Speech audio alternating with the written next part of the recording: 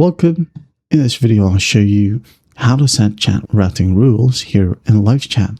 Alright, so first up, let's go ahead over to the left panel and click on Automate.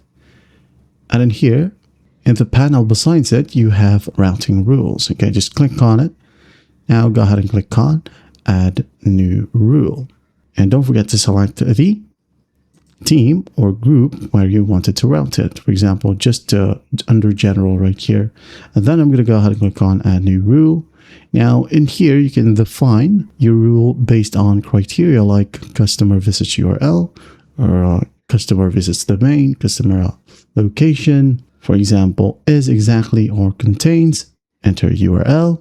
Just enter the specific website URL right here. And then once done, if you want, you can go ahead and add in another URL. For example, you wanted it to be on all of your pages. Well, you have to do it manually right here.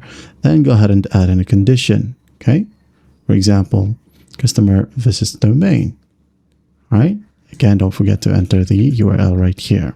When a customer who visits URL addresses that contains this, and a customer visits domain that contains this domain, okay, then do the following action, okay, route to group or turn off chat.